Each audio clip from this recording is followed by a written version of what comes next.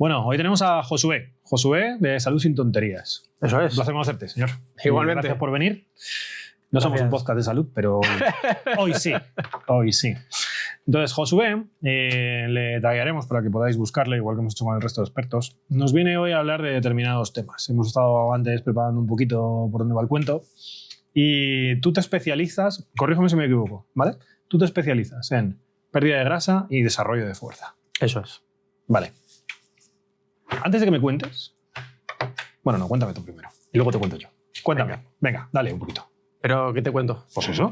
¿Cuál es tu especialización? ¿Por qué te especializas ahí? ¿Qué hacemos? ¿Cómo hacemos? Bueno, pues sí, yo al final soy entrenador personal, soy coach nutricional también.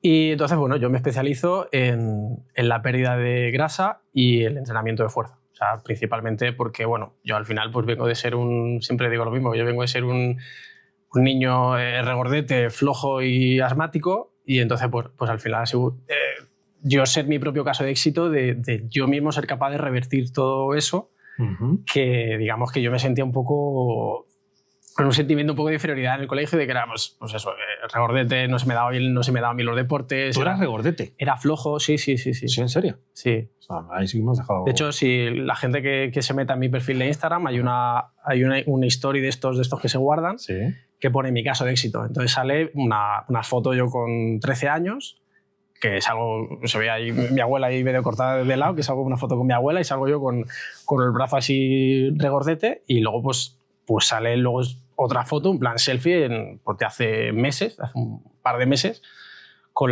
el nivel de grasa que tengo ahora. ¿Qué nivel de grasa? Estaré rondando, en el último análisis que me hicieron, ahora quizá un poquito más, porque en aquel momento estaba peor de salud y otros problemas que podemos hablar después, y ahí estaba en un 9%. Ahora quizá estaré en un 10%. ¿Y el 9 es sano? Sí, porque eso es sostenible en el tiempo. ¿Hasta dónde no es sano y no es sostenible? Pasado de ahí. Pasado de ahí hacia abajo ya no. Sí, además que esa grasa es diferente. Ajá. O sea, de hecho, lo comentaba ayer con Víctor, que no es lo mismo pasar de un 40 a un 35, o un 35 a un 30, que de un 12 a un 7.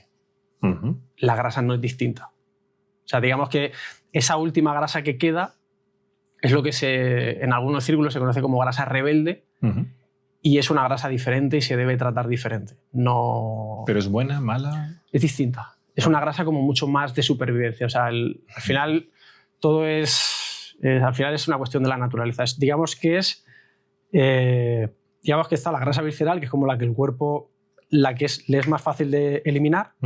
Luego está como la grasa subcutánea, que sería la grasa normal de todo lo demás. Y luego está, digamos, como la grasa ya de supervivencia, que sería esta grasa rebelde. Al final es como una grasa que, por su propia estructura y por la forma en la que está ubicada, el sistema circulatorio que la envuelve es diferente, y es mucho más difícil de poder acceder a esas reservas. Pero por lo que me estás diciendo, no tendría sentido acceder a ellas, ¿no? Porque es una grasa de supervivencia. Claro, pero están guardadas para el último recurso. De hecho, uno de los protocolos que se emplean para poder sacar esa grasa es precisamente eso, son dietas muy bajas en carbohidratos. O sea, hormonalmente el cuerpo tiene que estar en un estado de estrés absoluto. Me estoy muriendo. Ajá. O sea, se tiene que hacer ya las cosas de una manera, tiene que haber mucho movimiento, mucha circulación de sangre, porque es muy difícil. De hecho, por ejemplo, es lo típico, y esto las mujeres lo sabrán seguro, bueno, y los hombres también, que cuando tú a lo mejor tú tocas a una mujer y le tocas el brazo, está de una manera, pero luego si le tocas el culo está frío. Porque, pues perdóname, no me fijo en eso. Pero cuando a lo mejor tocas la pierna, ¿sí? La grasa de la pierna está más fría que a lo mejor la de los brazos o la de otra parte del cuerpo. ¿Por qué? Porque tiene menos irrigación de sangre. Con lo cual es más difícil de gestionarla. Es como si la grasa visceral hubiera, digamos, autovías que tienen la salida al lado. Sí. Y entonces, digamos, la grasa puede salir a una autovía. Vale. Y la otra grasa, esa grasa rebelde, estaría como en unos pueblecitos en carretera de montaña, con unas carreteras inaccesibles que a lo mejor no pueden pasar los trailers. Entonces tienes que ir con un cochecito y tiene que ir saliendo muy poco a poco. Entonces el enfoque es diferente. Vale, entiendo. Pero ya te digo, para la mayoría de las personas es algo que no debería preocuparles. Vale, te voy a enganchar ahí entonces. Me comentas que todo lo que no sea esa grasa visceral, has hablado específicamente de ella, es más sencilla de gestionar, es más sencilla de eliminar y tal, y que tienes, parafraseándote, ¿no? Que tienes una autovía para sacarla. ¿Por qué es tan difícil de gestionarla? Porque la mayoría de gente no tiene esa facilidad que comentas tú para eliminar esa, por lo menos esa primera parte, ¿no? O sea, de hecho has dicho antes, de un 40 a un 35, un 35, un 30% de grasa corporal. Alguien que está en un 40, te garantizo que no es en absoluto sencillo bajarle un 30. Para nada. Pero, a menos que me des aquí un tip mágico que sí, dudo que vaya. Sí. Yo voy a hacer lo que pueda y te voy a contar la experiencia de uno de mis clientes, porque puede haber muchos factores. Porque una es el factor, digamos, psicológico, de decir, es que tengo que hacer una serie de cambios en mi vida y a lo mejor psicológicamente o no te atreves o no quieres hacer esa renuncia, porque al final todo cambio implica una renuncia. Entonces a lo mejor puede ser que no quieras hacer esos cambios y entonces hay una limitación psicológica de que a lo mejor estás con un profesional o tú sabes que tienes que hacer X y por la razón que sea no lo haces. Entonces ahí hay un fallo de ejecución de la persona. Luego te puede pasar, como un caso que le pasó a un cliente mío, que él lleva una dieta, pues, podríamos, desde mi punto de vista, si no perfecta, muy buena. Pero ¿qué pasa? Claro, él decía, es que yo como súper sano, tal, esto y lo otro, lo hago todo súper bien. Entonces le dije, vale, digo, pásame. Digo, ¿estás dispuesto a pesar lo que comes? Sí, lo que haga falta. Digo, vale. Entonces ahí ese problema de ejecución ya no está. Digo, vale. Digo, la voluntad esta persona la tiene. Entonces cuando empecé a ver los números, digo, vale. Digo, a nivel nutricional está perfecto. O sea, como yo lo entiendo como perfecto. O sea, una dieta relativamente baja en carbohidratos, densa en animales, etc. Pero cuando vi los números... Que eran desproporcionados en cantidad o como... Es que ahí está la película. Cuando yo vi los números, digo, aquí está el problema. Digo, porque este chico ahora ya perdió bastante.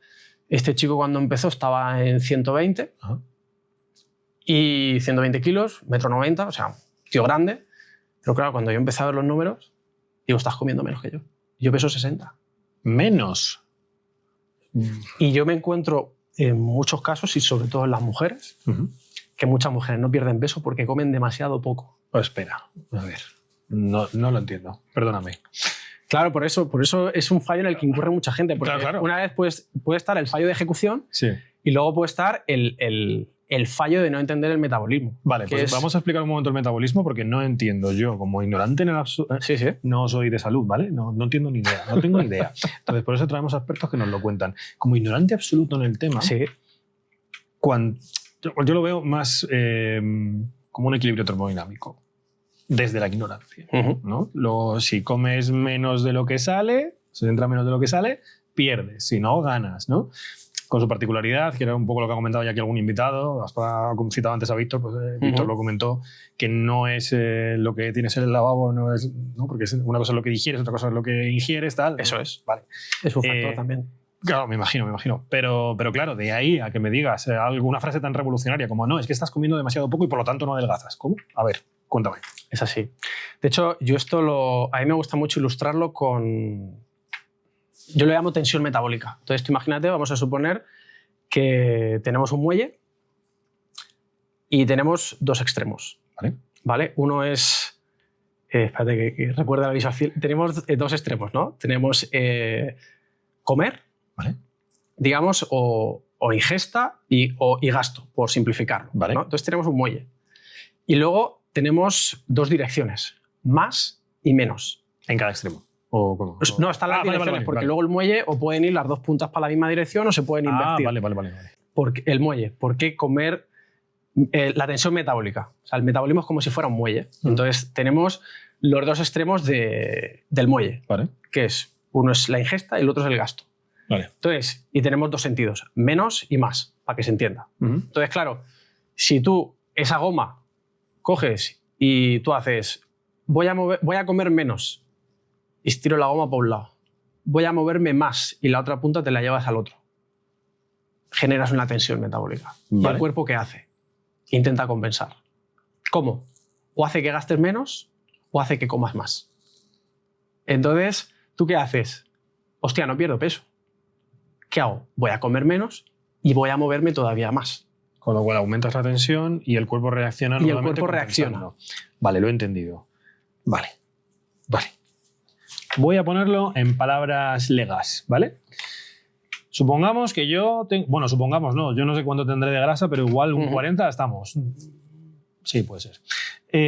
Supongamos que yo quiero perder un 10% de grasa corporal por salud, ¿no? Vale, entonces yo te digo, bueno, pues, ¿qué necesito hacer? Y tú, por lo que me acabas de decir, lo que me vas a hacer es o incrementar el ejercicio para aumentar el gasto, ¿no? O reducir la ingesta para reducir la ingesta de calorías, para no aumentar esa tensión, pero no las dos a la vez. Eso es lo que yo entiendo. No, lo primero que yo vería es cuál es tu situación actual. Vale, una mierda. Porque a lo mejor es que tienes sobrepeso porque efectivamente comes como un cabrón. Vale. Vale, que puede ser el caso de mucha gente. Entonces, no, entonces ahí sí que hay que digamos, abordar el enfoque tradicional. Vale. Es decir, yo soy más partidario de reducir de alimentación que incrementar la actividad física. Sí, pero otra cosa es que no te muevas. Nada, entonces, coño, empieza a moverte, ¿no? Si es algo sedentario. Pero empezaría por ahí. Vale. Estándar de la sociedad occidental moderna. El estrés me engorda. El estrés me engorda implica que a lo mejor mucha gente que lo dice es verdad, comen fatal, pero no necesariamente comen cantidades exageradas. Quizá hacen algo de ejercicio, quizá la mayoría de gente algo hace, incluso aunque solamente porque esté de moda, ¿no? Pero efectivamente no pierden peso. Pero sí que es verdad que están sometidos a una presión constante diaria, de lunes a viernes como mínimo, si no de lunes a domingo, enorme. ¿Puede tener algo que ver también en la tensión metabólica que me has comentado? Sí. Vale. Sí. Al final, el cuerpo, si está muy estresado, no pierde grasa. Porque considera una situación de emergencia y almacena, Claro. ¿no? Vale. De hecho, yo sí que, a modo anecdótico, sí que he leído de algún caso de gente que ha perdido peso por irse de vacaciones. O sea, por irse a un spa, relajarse y el cuerpo bajo presión es mucho más difícil de que pierda. Claro, no me están intentando depredar, ¿no? Entonces, como no me va a comer un esmilodón, me relajo y ya puedo perder grasa, ¿no? Sería algo así parecido. Sí, a nivel paleo, ¿no? La relajación, o sea, la carga alostática, que es, digamos, como la mochila de estrés que cada persona tiene, influye mucho. O sea, lo llena que esté esa mochila. Vale. Y entonces, ¿qué recomendación le darías a la mayoría de gente? La mayoría de la gente, te lo resumo, porque todo el mundo tenga claro el cuadro.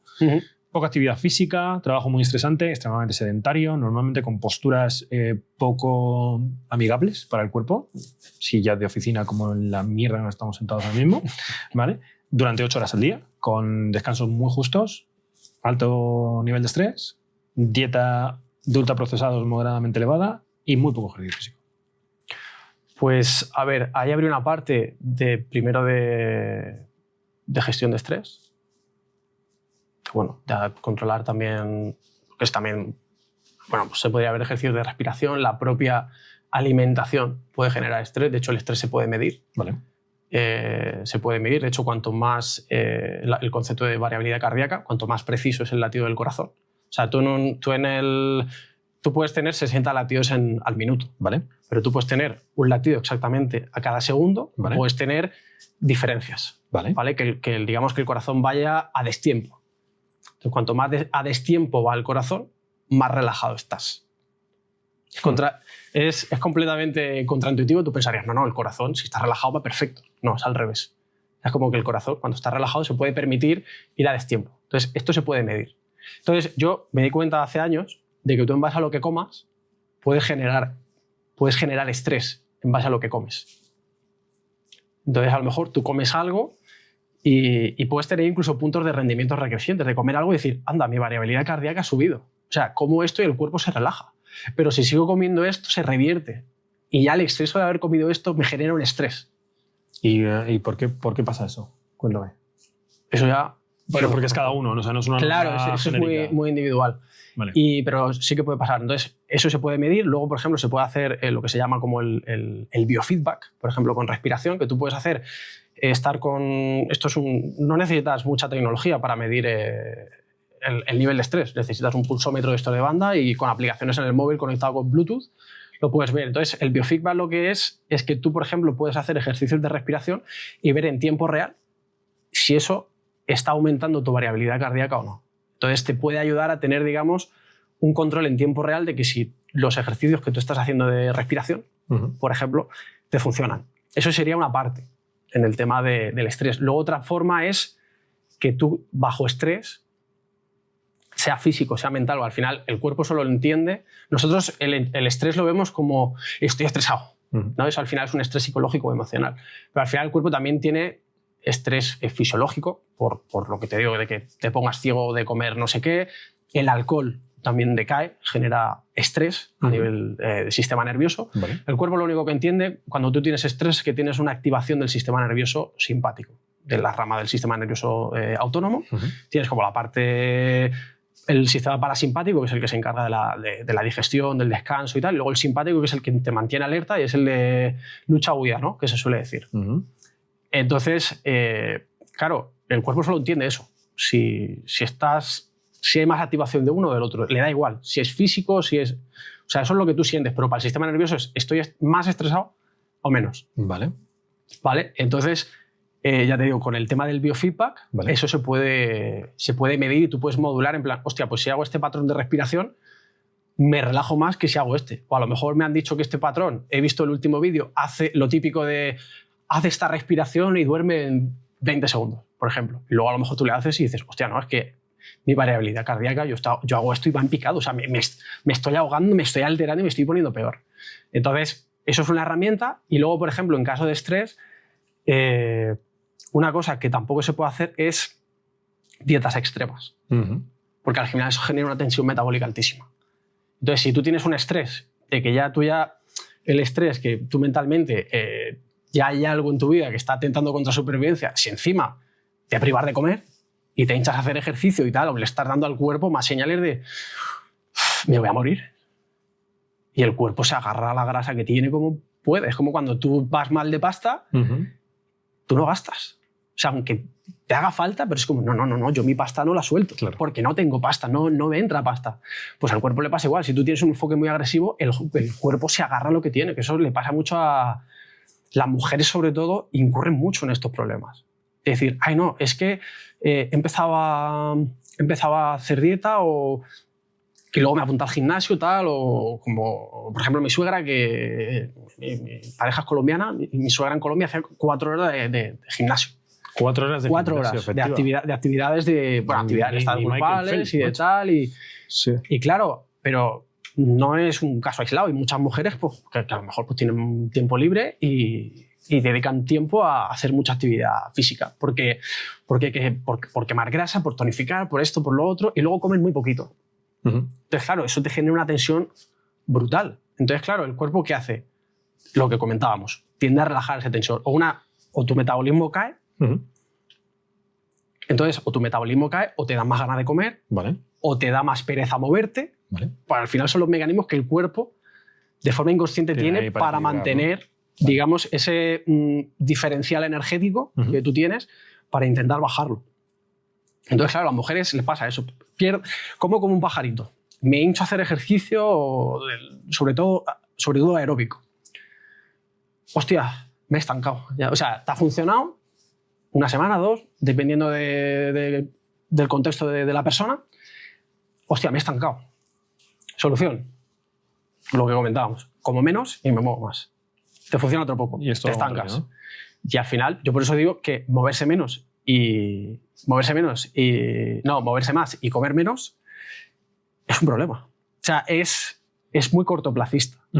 Y de hecho, tú cuando haces planificaciones de pérdida de grasa tienes que también hacer rellanos, digamos, de fases de mantenimiento. Para que el cuerpo se relaje. Para que el cuerpo se relaje y se aclimate, o incluso al revés. Yo, por ejemplo, el chico este que te comentaba antes, que a pesar de llevar una dieta perfecta en el papel, estaba comiendo demasiado poco. Y yo le dije, mira, tío, lo que tienes que comer más, gradualmente, para que el cuerpo se aclimate. Digo, y te va a pasar esto, porque a mí me ha pasado. Yo cuando he hecho alguna fase de hipertrofia hace años, y pues claro, acumulas un poquito de grasa, luego la quieres perder y luego vuelves a retomar. Entonces, claro, en mi caso era como a más pequeña escala. Y yo le dije, mira, te va a pasar lo siguiente, vas a ir comiendo gradualmente más. Vale. Y es muy curioso porque vas a ver cómo tú estás comiendo más y el peso no sube. Tus medidas corporales no suben. Y va a llegar un punto en el que ya, digamos que tu metabolismo ya está al máximo, ya digamos que está a plenas revoluciones. Y entonces ahí, si te pasas, vas a seguir. Entonces ya quizá empieces ya inevitablemente ya vas a tener un superávit calórico y vas a empezar a ganar un poquito más de grasa. Vale. Pero es que la sorpresa para mí fue cuando me dijo, tío, he perdido peso. He perdido peso, he perdido medidas en un plazo de tiempo, porque primero perdió peso y no perdía medidas. Dice, he perdido peso, tío, pero la barriga sigue igual. Y de repente, de una semana para otra, me dice que he perdido, no me acuerdo si fueron 5 o 10 centímetros de cintura en una semana. Y el tío lo único que estaba haciendo era comer más. Pero era claro, su metabolismo estaba tan en la mierda, hablando en plata, que necesitó esa recuperación metabólica. De X tiempo. De X tiempo, claro. Fue cuestión de semanas. No, tampoco es que fuera un lapso de tiempo súper grande. Pero que al final que no pasa de la noche a la mañana, que claro, la gente no se piense que en la medida es así. Vale, vale. Y al final fue como, tío, que no se lo creía, o sea, no me lo creía. Yo esperaba que mantuviera su peso y luego ya empezara a bajar, pero es que en ese proceso de ir aumentando gradualmente, el cuerpo ya no estaba en ese estado de pánico y ya empezó a menguar. Vale. Entonces, por eso, respecto a lo que me preguntabas antes, primero hay que entender el contexto de la persona, porque a lo mejor es una persona que lleva años comiendo poquísimo porque sabe que tiene que comer poco, que quiere perder y tal. Es un enfoque, pero si luego tienes otra persona que es que está comiendo como un cerdo, pues hay que ver otro enfoque también. Vale. Entonces, claro, por eso para mí es tan importante entender el punto de partida de la persona y no se puede juzgar de primeras por ejemplo, la gente. Yo eso, para mí es muy cuñado. Es muy cuñado, mucho cuñadismo. Aquí nos llaman cuñados siempre, O sea, igual, si ya estás por estar aquí, ya eres un cuñado. Puede ser. Pero hay mucho cuñadismo y se juzga mucho al que tiene sobrepeso de eso lo que tiene que hacer es comer menos y moverse más. Y a lo mejor es al revés. Como el héroe de la FNAC, ¿no? Dieta estricta y ejercicio. Porque lo habrán detenido, chaval. Exactamente, ¿no? Vale. Entonces, esto me hila hay que entender el contexto, sí. Una cosa que creo que está en boca de todos, al final. Y tiene que ver con la pérdida de grasa y es el cardio. Sí. Siempre, históricamente, voy a decir siempre, en el mundo del fitness, desde que veíamos a Cindy Crawford en calentadores en los 80 hasta hace bien poquito, se decía que para perder grasa tenías que hacer cardio, ¿no? Desde hace poco hay muchas voces que dicen que la pérdida de grasa está más relacionada con el desarrollo de fuerza que con el cardio. Cuéntanos un poquito ahí tu punto de vista. Vale. Es igual, depende del contexto. Me explico.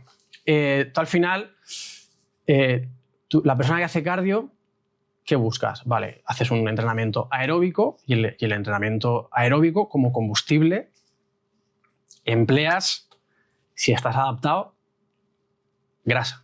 Porque, de hecho, esto sí que lo voy a poner en la pizarra. El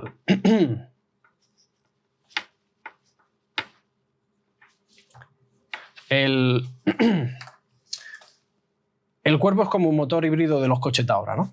Entonces, digamos pues vaya que mierda, amigo. Hacia arriba, pero refinado por la naturaleza. Menos mal. Entonces, esto es cuanto más hacia arriba vamos, es el nivel de intensidad de la actividad que hacemos.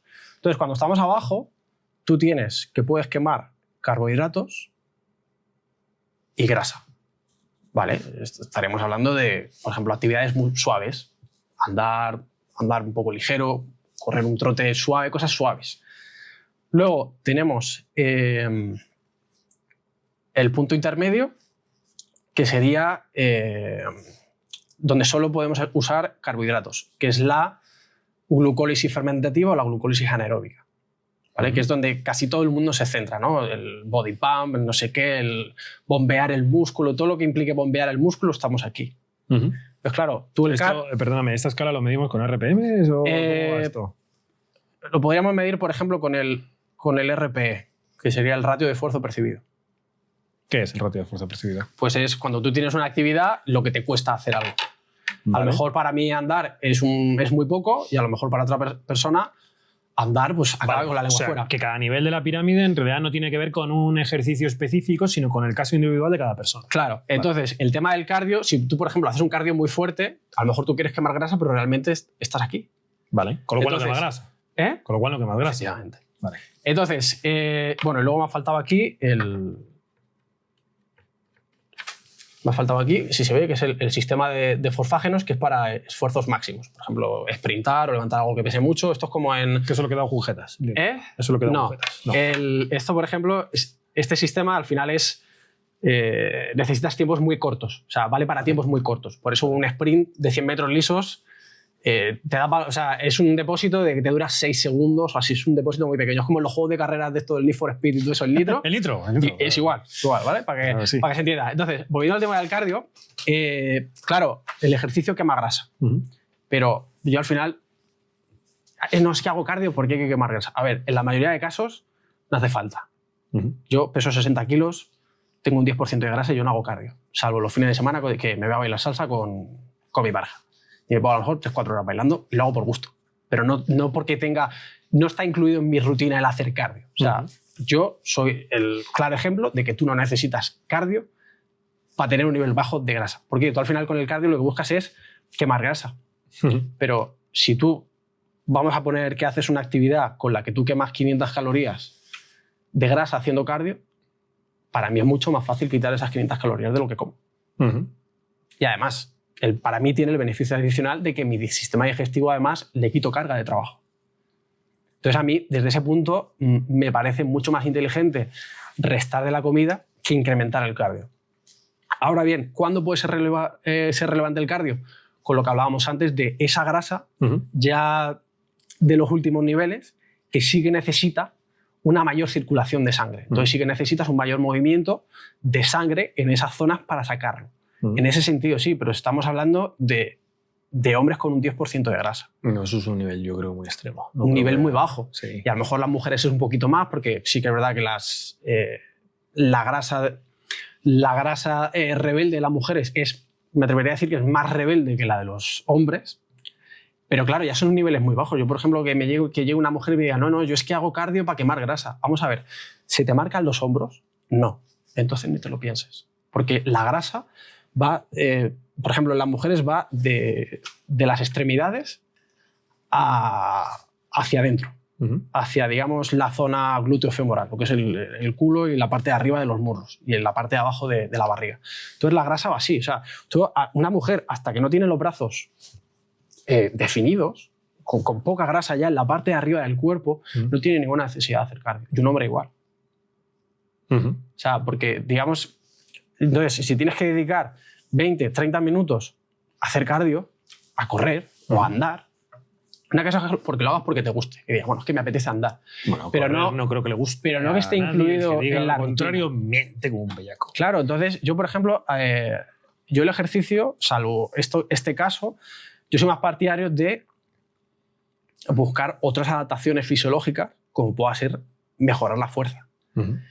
Ya no solo por el hecho de mejorar la fuerza y mejorar tus marcas y mejorar el desempeño, sino además la respuesta o sea, digamos el mensaje que tú le estás comunicando al cuerpo.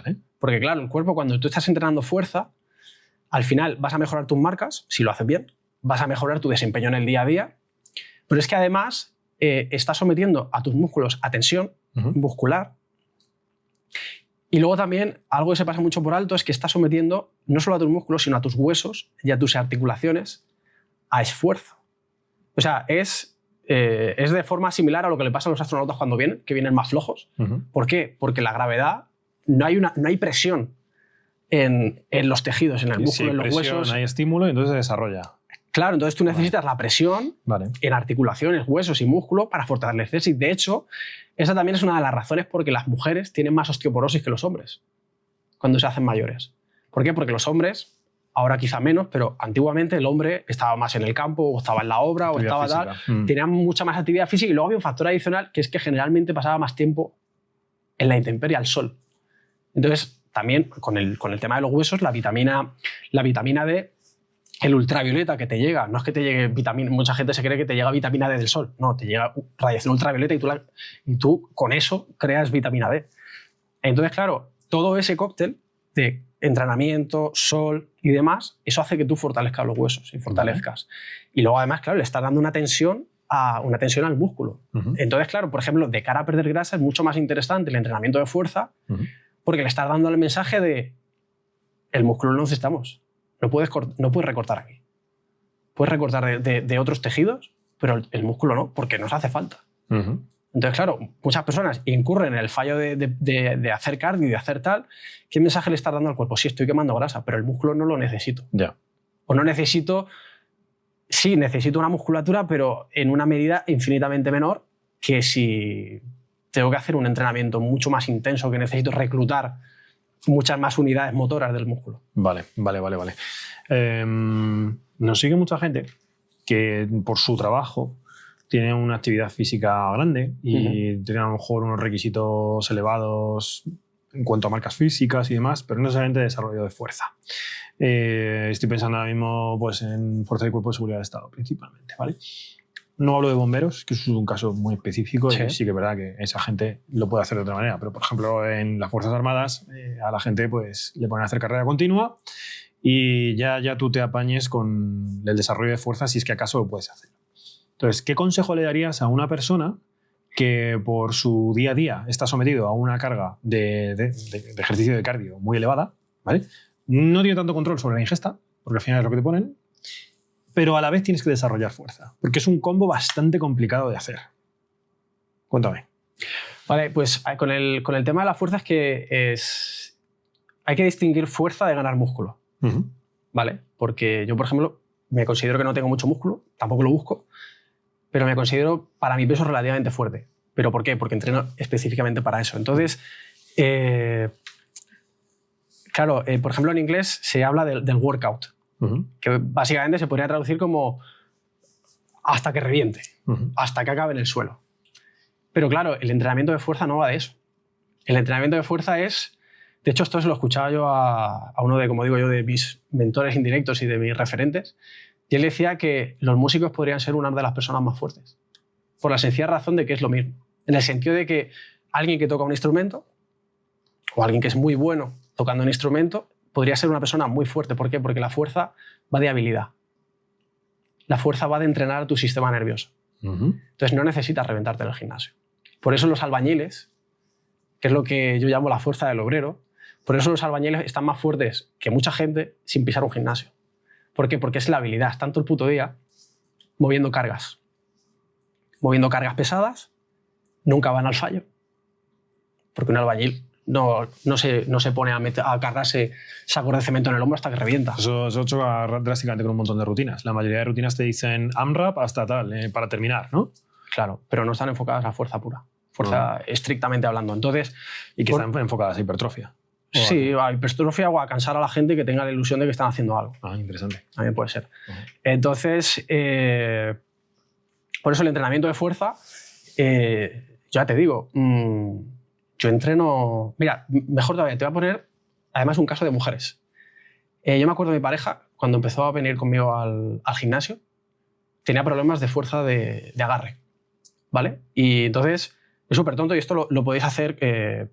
probarlo en vuestras casas, la forma de entrenar la habilidad de la fuerza, ¿no? Entonces, ella me acuerdo que tenía problemas de agarre y digo, venga, coge una mancuerna. Era una mancuernita de 3 kilos. Digo, cógela hasta que se te caiga, hasta que ya la mano no te dé. Creo que no me acuerdo, se aguantó 30 segundos o 30 segundos. Muy poquito, eran 3 kilos. Sí. Claro. Digo, vamos a suponer que fueron 30 segundos, porque no me acuerdo del número exacto. Digo, aguántala 15. ¿15 solo? Digo, sí. Digo, ¿qué? Bien, no... Vale. Digo, pues cada vez que hagas un ejercicio, haces eso. Y cada X tiempo vamos testando. Cuando se quiso dar cuenta, porque no se dio cuenta hasta que no hicimos la prueba, fue capaz de hacer lo mismo con una mancuerna de 25 kilos. ¿De 25? De 25 kilos. Yo ya entraba al gimnasio y salía y ella lo dejó porque le aburría. Era tan sumamente simple y poco estimulante, que esto también creo que es una de las cosas que a muchas mujeres les mata en el gimnasio la falta de estímulo, porque ganar fuerza puede ser muy aburrido. O sea, porque al final son esfuerzos, que es lo que hablamos de las fuerzas especiales. La fuerza al final se trata de esfuerzos submáximos, por eso hablo siempre de nunca llegar al fallo, repetidos en el tiempo, con mucha frecuencia. Al final es igual que la habilidad de un músico. Un músico, ¿por qué se hace bueno? Un músico no practica el fallo, pero practica todos los días. Practica con mucha frecuencia. Eso es lo que le da la habilidad. Entonces, al final, la fuerza no es más que cómo tu sistema nervioso aprovecha el músculo que ya tienes. Vale. Entonces, claro, lo que se trata es, imagínate que esa ruta entre el cerebro y el músculo es como un camino en el césped. Vale. Y tú, a medida que vas pasando por el césped, se va haciendo el camino y se va aclarando. Pues con la fuerza pasa igual. Entonces, tú al final necesitas hacer un esfuerzo alto, pero no necesitas reventarte. De hecho, es contraproducente. Porque al final lo que tú quieres es estar siempre fresco. De hecho, normalmente en los entrenamientos de fuerza, pues, y en un entrenamiento de velocidad, ya ni te cuento, un entrenamiento de fuerza, los descansos suelen estar entre 5 minutos. O sea, ¿entre ejercicios? Entre series. ¿Entre series? Entre series. Te tiras 3 horas en el gimnasio. Claro, por eso tienes que ser muy... Pero no hace falta pegarte las 3 horas en el gimnasio. Ya te digo, yo ahora mismo estoy entrenando media hora de lo que es fuerza, luego hago un poquito más de ejercicios para los hombros y demás. Pero lo que es fuerza yo hago media hora y yo estoy mejorando mis marcas. Y yo me considero nivel intermedio. O sea, que es algo que cualquier persona puede conseguir. Porque a medida que tú vas avanzando y vas ganando fuerza, cada vez es más difícil. A lo mejor uno que empieza pues gana, me lo invento, ¿no? Por poner un ejemplo, 10 kilos en un ciclo de entrenamiento y a lo mejor el avanzado pues gana 2,5. Vale. Pero ya estoy hablando de gente avanzada que lleva años entrenando. Pero cualquier gente de a pie, y al final, el que mejorar fuerza, necesitas eso, necesitas intensidad, necesitas frecuencia. Al final tú tienes un triángulo. Entonces tú tienes, digamos que tienes, en cada vértice tienes frecuencia, volumen e intensidad. Entonces tú tienes que jugar con eso. O sea, no puedes maximizar las 3. Vale. ¿Sabes? Entonces, si le metes mucha frecuencia, metes mucha intensidad, el volumen tienes que recortarlo. Y especialmente, también depende de la carga que tiene una persona. Si eres un militar, como me acuerdo yo el primer chaval que tuve, que estaba en el ejército, y lo que me decía, tío, es que quiero ganar músculo, a mí me encanta el CrossFit, el CrossFit no lo dejo, pero estamos todo el día de carrera, claro, y tal. Continua, siempre. Y digo, claro, tienes que comer como un cerdo, tío, para poder ganar músculo en las condiciones en las que estás. Claro. Entonces, y la fuerza al final es eso, al final no necesitas tanto y sobre todo resumiendo mucho, el entrenamiento de fuerza es esfuerzo submáximo con mínima fatiga y máxima frecuencia. Si lo tuviéramos que resumir, lo más resumido posible. Buen tip para poner ahí en una sala. Me voy a adelantar a lo que te van a decir, a esto. Tú has comentado que estás a un nivel intermedio, que estás fuerte según tus marcas y tal. Yo te digo lo que me van a decir, no lo digo yo, porque lo han dicho ya de otros invitados. Sí, que soy un tirillas o que tal, o que qué coño voy a decir. Que eres un flaco. Sí. Eso es lo que te van a decir. Entonces, quiero que me diferencies la hipertrofia de la fuerza, para que lo entienda todo el mundo. Vale. La hipertrofia al final es aumentar el tamaño de las fibras musculares y la fuerza al final es aprovechar mejor, o sea, que tu sistema nervioso aproveche mejor el músculo que tienes. ¿A más hipertrofia, más fuerza? Sí, pero no necesariamente. No todo el mundo con hipertrofia tiene más fuerza que alguien con menos hipertrofia. Vale. Es que al final depende de la adaptación que tú busques. Porque luego dentro de la hipertrofia, digamos que hay como 2 partes. Tú tienes, digamos, la hipertrofia miofibrilar y la hipertrofia sarcoplasmática. Entonces, digamos que el músculo tiene como 2 partes. Digamos que tiene las miofibrillas, que sería como, imagínate un cable de acero, pues digamos como esas trenzas, ¿no?, que van dentro del cable de acero. Vale. Y luego tienes el sarcoplasma, que digamos que es donde estaría almacenado el combustible para el músculo. El combustible para lo que comentábamos aquí. Entonces, si tú no entrenas aquí, pues tú puedes tener un músculo con mucho... Dependiendo de cómo entrenes, pues tú vas a poder jugar con la relación entre la hipertrofia miofibrilar que tienes y la hipertrofia sarcoplasmática que tienes. También va a depender del look que tú quieras. Si tú quieres un look muy voluminoso, que parezca como algunos que parece que como que los han inflado, ¿no? Sí, total. Y luego hay otros que tienen un músculo como mucho más rocoso, que parecen piedras. A lo mejor está más delgado, pero eso es más fino, claro. Tienen más piedra. Yo, por ejemplo, para mí, cuando a mí me preguntan, digo, para mí mis referentes son los gimnastas y Bruce Lee y los luchadores. Claro. Que tú, Bruce Lee, pesaba 62 kilos, pero tú lo veías y el tío parecía que era de piedra. Entonces, ¿por qué? Porque es una hipertrofia mucho más miofibrilar. Entonces se entrenan de forma diferente. Entonces, claro, va a depender también de la adaptación que tú busques. Tú para qué necesitas, pero también para qué necesitas, qué adaptación quieres. No, yo es que quiero que el músculo se vea grande. La mayoría de la gente busca eso, visibilidad, para luego pues, que quede bonito. Pero al final, claro, si tú buscas tener un músculo hinchado, vas a tener un músculo con mucho sarcoplasma, pero realmente lo que tienes es un músculo con depósitos de combustible muy grandes para el tipo de esfuerzo que comentamos. Pero claro, tú el esfuerzo de fuerza, de levantar cargas pesadas, no necesitas esos depósitos. Tú cuando trabajas un entrenamiento de fuerza intenso, tú generalmente estás trabajando aquí arriba. Vale.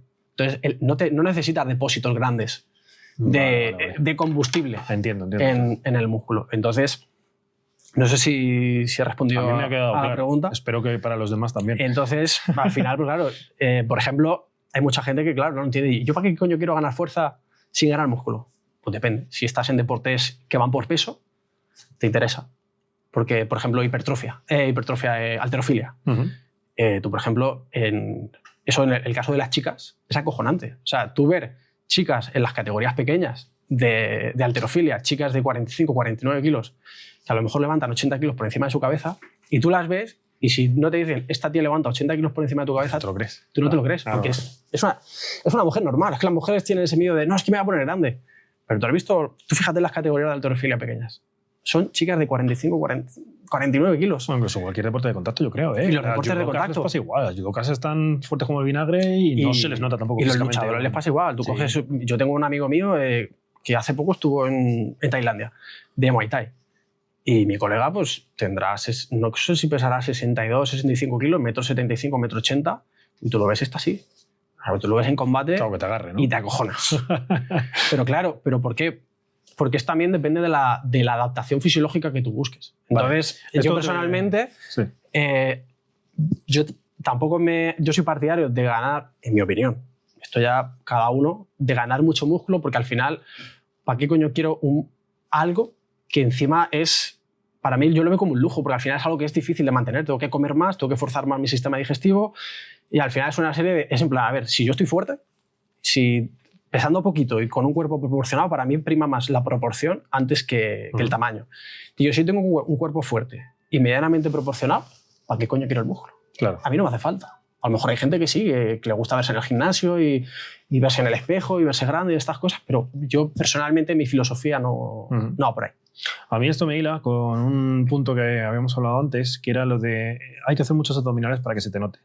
Con lo cual entiendo yo que va por si tienes poca grasa corporal, no hace falta ni que lo entrenes, porque se van a notar solas, entiendo yo. Eso es.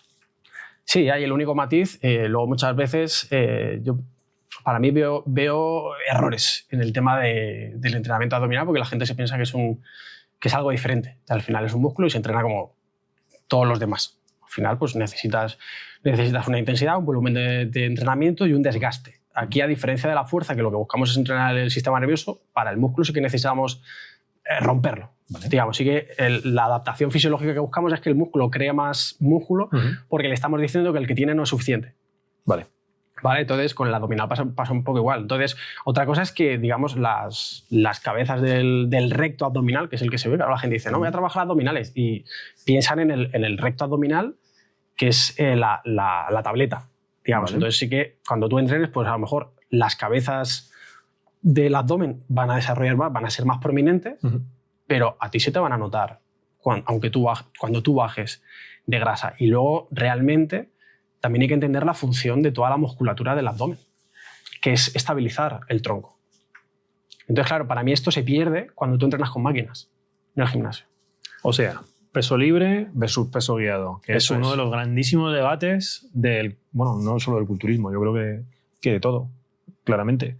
Un peso libre es netamente superior a un peso guiado, entiendo. Sí. A efectos prácticos sí. Otra cosa es que sí que es verdad que hay estudios que cuando tú estás sentado, en una máquina sentado vas a generar, igual tienes una mayor activación del hombro y tal, ya, pero yo para qué coño quiero ganar fuerza en press militar sentado si luego en el día a día no soy capaz de levantar. Claro. Entonces, claro, no es replicable y no tiene la misma dificultad. No es lo mismo levantar en una máquina 40 kilos en un press militar que estás sentado a coger una kettlebell de 30 kilos y levantarla por encima de tu cabeza con una mano. O sea, vale, ahí te enlazo con dos cosas. Porque claro, la estabilidad... Claro, tienes más grupos que, bueno, el cuerpo entero, ¿no? Y tienes todo el cuerpo trabajando. Claro. Eso es. Ahí te voy a enlazar con dos cosas. Te voy a hacer las dos preguntas y me las respuestes como tú quieras estructurarlas, ¿vale? El TRX es algo que se ha puesto muy de moda. Sí. ¿Vale? El TRX originalmente, para quien no lo sepa, vamos a dar una brevísima lección de historia, se inventó en la guerra de Afganistán porque no había forma de llevar gimnasios a alguno de los puestos de avanzada. Entonces un militar cogió unas sogas de amarre de unos palés, se las colgó de no sé dónde y empezó a hacer halterofilia guiada, vamos a llamarlo así. Que me enlaza con la siguiente parte. ¿Qué opinas de la halterofilia? Vale, pensaba que la pregunta iba por el TRX. Por ambas. Te he hecho ambas preguntas de golpe, porque al final el TRX es un desarrollo guiado de la halterofilia. O sea, el TRX lo que te permite es reducir la carga neta para poder poner diferentes niveles, para que un principiante pueda empezar, ¿no? A mí el TRX me gusta mucho. De hecho, yo recuerdo que cuando yo estudié me saqué el título hice la formación de entrenador personal. Tuvimos, la formación la hacíamos en fines de semana y tuvimos un fin de semana solo de TRX. Solo TRX. Y yo me acuerdo... Es que es mágico, es que te lo puedes llevar a un parque infantil. Claro, yo me acuerdo que salí el primer día y las clases las dábamos en Alicante, en un centro así muy, muy chulo para los que estéis por Alicante, creo que era, joder, no me acuerdo el nombre, uno así con muchos colores, el no sé qué arena. Irrelevante. Y no total, y hay un Decathlon relativamente cerca. Y yo lo primero que hice al terminar la clase fue irme al Decathlon a comprarme el TRX. No nos patrocina el Decathlon, pero si queréis, como no somos un podcast de salud, no pasa nada. Y me lo compré y todavía lo tengo. Y lo uso. Ahora no, porque estoy en el gimnasio y sí que trabajo más con peso libre, pero cuando, por ejemplo, en verano, que sí me gusta más entrenar al aire libre, el TRX lo uso muchísimo. A mí me encanta, sobre todo para mí las flexiones, a la hora de hacer flexiones, para mí las mejores flexiones son con un TRX. O sea, el nivel por el rango de movimiento que tienes, la estabilidad que tienes. Me acuerdo un día que estaba en el parque y llegó un chiquillo, iban a ser un grupete de chiquillos, no sé, 6, 7 años. Hostia, tío, me dejas tal, no sé qué. Digo, venga. Y el chiquillo, en cuanto se puso con la inestabilidad que tenía, es que no puedo hacer ni una. Claro. Y yo el TRX me encanta. Sí, y luego es muy polivalente. Pues ya, según también la imaginación que tengas, pues te puedes sacar mucha punta. Y luego, respecto a sobre todo por eso, porque al final, como tienes esa inestabilidad, al final, cuantos más grados de libertad tengas entrenando, siempre y cuando no comprometa la seguridad, tampoco digo que nadie se ponga en una media bola de estas a hacer sentadilla encima, ¿sabes? Me parece una gilipollez. Lo hemos visto todo. Y un aumento de probabilidad de lesión innecesario que no tiene sentido. Y luego, respecto a la halterofilia, pues a ver, me parece algo... Halterofilia, perdona. Calistenia. Calistenia, pero he dicho halterofilia. Perdóname. Es que ya las horas que son... Vale. No, yo la calistenia me parece excelente. De hecho, yo cuando de verdad empecé a preocuparme, a aprender sobre entrenamiento, fue cuando empecé con la calistenia. Y me parece muy bien. De hecho, yo para mí soy partidario de que tienes que tener un dominio básico de tu cuerpo, de ser capaz de mover tu cuerpo antes de ponerte a manejar cargas externas, a manejar objetos. Entonces, a mí me parece muy bien y creo que todo el mundo debería tener unas bases. Y se puede ganar mucha fuerza en cierto tipo de movimientos. Obviamente, con calistenia pues, no vas a hacer peso muerto, pero te puedes poner muy fuerte. O sea, cosas tan básicas como flexiones dominadas, entrenamiento isométrico en barras, te puedes poner muy fuerte. Sobre todo a nivel de tren superior. El tren inferior pues, quizás está un poco más limitado a sentadillas de una pierna o cosas así, ejercicios, digamos, difíciles, ¿no? Pero yo me parece maravilloso. ¿Y consideras que la calistenia es un ejercicio más sano, entre comillas, que cualquier otro tipo de entreno? A ver, la calistenia para mí lo que tiene es que tienes ese grado de, digamos, entrenamiento 3D, que tienes relativamente bastante grado de libertad en comparación a las máquinas. Luego que es portátil, que prácticamente si hay una barra puedes entrenar en cualquier lado, pero curiosamente es el que más difícil, aunque parezca que no, es de aprender. Por la técnica. Claro, la técnica. Entonces es más difícil porque ahora tú dices, como lo puedo hacer en cualquier lado, pues cojo y puedo hacer flexiones, pues claro, luego pues siempre está bien tener a alguien al lado en plan, a ver, que tienes el cuerpo así en vez de tenerlo así, que tienes el culo levantado o el brazo como lo estás poniendo. Entonces es es el que requiere como más dominar la técnica, digamos. Pero me parece una excelente opción y sobre todo quienes tienen críos pequeños, me parece una cosa súper sana de inculcar a los chiquillos. Mira, justo iba a comentarte eso, porque el otro día estuve hablando con una, no puedo citarla hoy porque todavía no ha venido, pero una influencer muy importante del mundo del fitness. No voy a decir cachas, pero está la tía fuerte. Y me comentaba que las pistas de aplicación, la pista americana clásica de los chavales, ¿no? Que ya no se hacen en los parques, que ahora te ponen un castillito con 4 cuerdas y ya está, pero antes que había cosas un poquito más elaboradas, ¿no? Sí. Que es el sitio idóneo para que los chavales empiecen ese recorrido a lo largo del mundo del fitness que luego les llevará eventualmente a hacer desarrollos sanos y que no tengan que ver con modas de pues vamos a hacer X ejercicio que se ha puesto de moda o X tal, ¿no? O sea que para los chavales tú también lo recomiendas. Sí, totalmente. Claro, parece... al final es dominar el propio cuerpo, ¿no? Claro. Y de hecho yo me iría casi un paso más allá, porque el otro día me preguntaban por ejemplo, por el Pilates. Y yo siempre digo lo mismo. Digo, yo el Pilates, a mí sobre todo como punto de entrada al entrenamiento con el propio cuerpo, yo hice, cuando estaba en la universidad, hice durante un semestre Pilates y el dominio que yo cogí de mi cuerpo, flipante. O sea, porque claro, a lo mejor la profesora te decía, haz esto así, hacer este ejercicio, y luego iba revisando y entonces te tocaba y te decía, no, esto ponlo así. Era como tú, hostia, que esto se mueve. Esto cambia todo, ¿no? O sea, es como, hostia, que hay un músculo y hay un hueso aquí que se puede mover, ¿sabes? Y entonces ese control, y luego, claro, tener ese control luego también se extrapola mucho sobre todo cuando ya entrenas haces entrenamiento sobre todo de fuerza, que ya juegas también mucho con la tensión de todo el cuerpo, con la presión que generas a la hora de respirar, de generar presión con el propio aire que respiras por dentro del cuerpo para aumentar es un nivel muy pro. La fuerza. Sí, pero al final es como crear tu propia faja, pero con tu propia respiración. Sí, lo de controlar la respiración para hacerla. Ya, y al final, pero son cosas que yo ahora lo veo hecho la vista atrás y digo, hostia, esto ya lo he ido yo aprendiendo haciendo un recorrido desde que hacía Pilates y yoga. Claro, que todavía el yoga todavía lo conservo. El Pilates hago menos porque ya llegó un punto en el que yo ya notaba como que se me quedaba pequeño para los objetivos que yo quería conseguir. Pero me parece también algo muy guay. Para terminar, vamos a hacer una ronda de preguntas rápidas, ¿vale? Voy a empezar por la primera, que estoy seguro de que un montón de gente se va a preguntar cuando lo vea. ¿Por qué gafas rojas? ¿Por qué gafas rojas? Bueno, pues porque la luz azul. La luz azul. Y... ¿Pero incluso de día? No, de día no. No, porque tú al final tienes que entender que tú en el sol, por resumirlo mucho, tienes, digamos, 4 tipos de luz. Por resumir, ¿vale? Es por simplificar mucho. Tienes el infrarrojo, tienes el ultravioleta y luego en medio tienes como el arco iris. Entonces tú necesitas, digamos, todo ese espectro. Tu cuerpo necesita todo ese espectro para funcionar. Claro, la gente, por eso es una de las cosas que yo por eso me considero anti-fitness, porque claro, el fitness al final se centra mucho en macros, entrenamiento y poco más. Y entonces, claro, te estás olvidando sobre todo de la luz. De hecho, hay mucha gente que la luz en la pirámide va antes que la comida. Para mucha gente. Entonces, ¿por qué? Claro, ¿porque tienen turnos nocturnos? ¿Cuál es el tema? ¿Porque son mucha pantalla de noche? Claro, volviendo al tema de la luz azul, básicamente la luz azul es la luz del día. Entonces, el ser humano, los ritmos circadianos, tú por la noche no tiene que haber luz. Entonces, de hecho, para mucha gente coinciden que a nivel de salud uno de los eventos más desastrosos fue la invención de la bombilla, porque permitía alargar el día. Entonces, ya era una manera de desconectar a la gente de la naturaleza. Ya, porque antes era de noche y o te gastabas un dineral en velas o te ibas a dormir.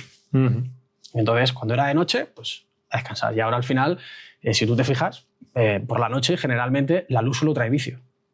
O sea, vicio en el sentido de que no sé, es verdad, no estás haciendo para ver la tele, para tal, para salir de fiesta y al final te levantas el día siguiente hecho una mierda. Y mucho más tarde del amanecer. Claro. Normalmente. Entonces, al final, las gafas naranjas, las gafas rojas, pues lo que haces es filtrar esa luz azul que es tóxica, sacada de contexto, porque al final, ya te digo, la luz azul además genera estrés, aumenta la producción de cortisol. Lo que pasa es que, claro, durante el día la parte roja del espectro y el infrarrojo, digamos que compensan el efecto nocivo de la luz azul. Pero claro, tú luego llegas por la noche y ¿qué haces? Te enchufas la luz blanca, que si tú lo pasaras por un espectrómetro de luz tendría un pico azul brutal, pero no tienes rojo, no tienes infrarrojo y no tienes nada. Entonces estás como con la luz azul, que digamos que es la jodida, a pelo por la noche, que es cuando no debería haber luz. Entonces esto ya te genera un estrés adicional. Esto se lo comentaba yo a un cliente que tiene unos horarios, también trabaja por turnos y a lo mejor, pues, yo qué sé, se acuesta a las 2:30 de la mañana casi por costumbre. Y es como, tío, y entonces, claro, yo se lo decía, digo, tío, es que el mero hecho de tú estar despierto tan tarde te genera estrés. Es un estrés, tú no lo sepas. Es un estrés gratuito que tú le estás dando al cuerpo. De hecho, en inglés hay un concepto que se llama el second wave, como la segunda ola, que esto yo creo que a todos alguna vez que hemos salido de fiesta nos ha pasado. Que tú a lo mejor han sido las 10 de la noche o así, 9, 10, una cosa así, estás como que te están dando la modorra y luego llega un momento de la noche que es como el sueño desaparece. Y es como, estás a tope y lo que te eche. ¿Por qué? Porque ha llegado un momento en el que el cuerpo es como, me tengo que dormir, hostia, no me duermo, ¿qué pasa? Hay estrés. Entonces se genera un pico de cortisol que, claro, es como, hostia, ¿qué coño está pasando? Que yo, que debería estar durmiendo, sigo despierto. O sea, algo está pasando aquí. Entonces, el mero hecho de estar despierto por la noche genera estrés. Bueno, hay estudios que demuestran que la gente que vive de noche, por trabajo, por lo que sea, tiene menos esperanza de vida. Así es. Y luego también hay problemas asociados de diabetes y de problemas por eso. Vale. Te voy a hacer unas preguntas muy rápidas de sí, ¿no? Y con eso terminamos. ¿Vale? Venga. ¿Dietas restrictivas? No. ¿Dietas sustitutivas? Es que eso no me ha quedado claro lo que es. Cambiar algo por otra cosa. Normalmente ultraprocesados. Es que esto lo digo porque... Y esto sí que, mira, tú has citado mucho a las mujeres durante el podcast, ¿vale? Y otro día, si quieres, lo desarrollamos un poco más. Es muy típico ver a chicas que sustituyen una comida con una barrita. Yo se lo he visto en entorno corporativo constantemente. Y los tíos lo hacemos con bebidas energéticas, ¿eh? No digo qué tal, pero ahora la pregunta va por ahí. Ahora te voy a hablar de los tíos. Bueno, ahora las tías también toman mucha... Entonces, es un claro no. Es un claro no, ¿no? Vale. Bebidas energéticas. No, mayoritariamente no. Salvo que no estés... Hay que matizar.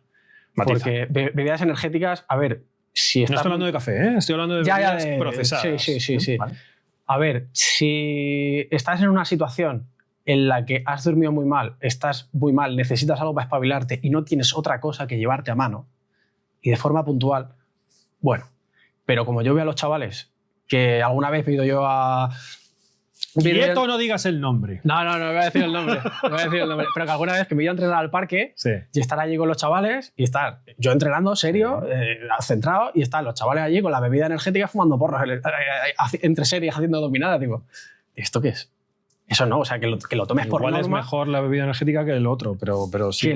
Que lo tomes por norma o que sea una muleta para tu día a día o que sea un reemplazo de es que sin el café no soy persona, es que sin la bebida energética no soy persona, no. Vale, hilo con la siguiente, hilo con esta. ¿Café-té? ¿Sí o no?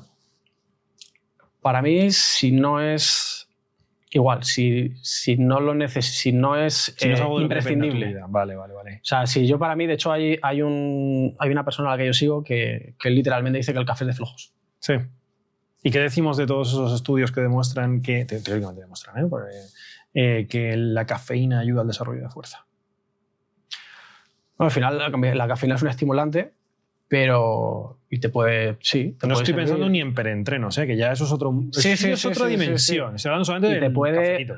Y te puede servir, pero claro, al final yo soy partidario de que si necesitas café porque no eres persona, debes replantearte seriamente tu estilo de vida. Algo está pasando. Eso es, vale, esa era mi pregunta. Siguiente. Esta yo creo que es muy buena. Está muy de moda. Empezó un grande de todo el nuevo hilo conductivo antinom que hay por ahí, que me parece fantástico. Es Carnivore Aurelius, seguro que lo conoces, en Estados Unidos. Y era tuéstate al sol los genitales. Sí. ¿Por qué? Pero ya no los genitales, sino el cuerpo entero. Sí, pero específicamente los genitales. Es que está muy de moda. Está muy de moda. ¿Por qué? Ahí ya no te puedo responder porque no tengo información suficiente para Vale, entonces lo dejamos Para pero vamos, profundizar. tostarte el cuerpo entero seguro. Pero para la próxima, Venga, para la próxima me lo miro. te lo miras. Venga, hecho. Y luego, te voy a dar otra también específicamente de mujeres, ¿vale? Volviendo al hilo este. Me comentabas que el tema de la pérdida de grasa en mujeres también es un poco distinto y tal. Para la mujer, ¿cardio o fuerza? fuerza. Y por lo que has dicho antes, que no tengan ninguna clase de miedo de es que me voy a poner muy fuerte, voy a estar muy fea, voy a parecer masculina. Claro, de hecho te voy a poner un ejemplo muy cercano. Por ejemplo, el otro día, mi madre.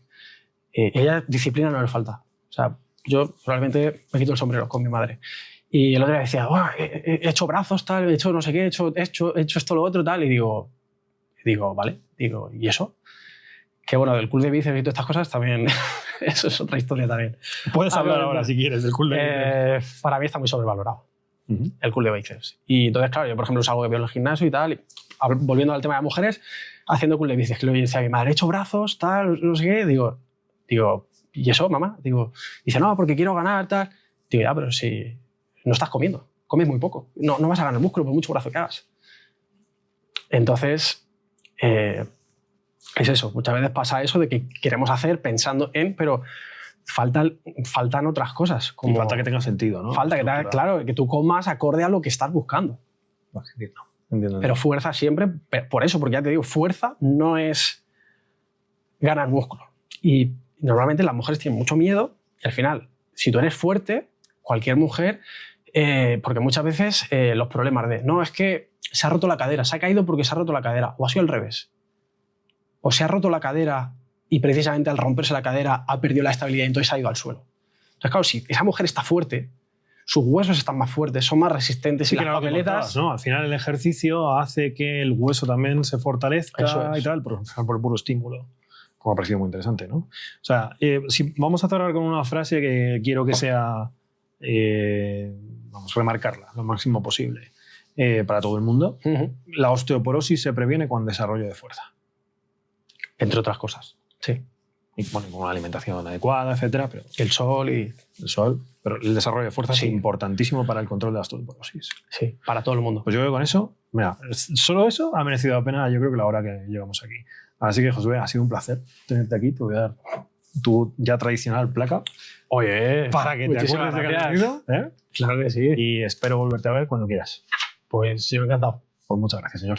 A ti, hombre.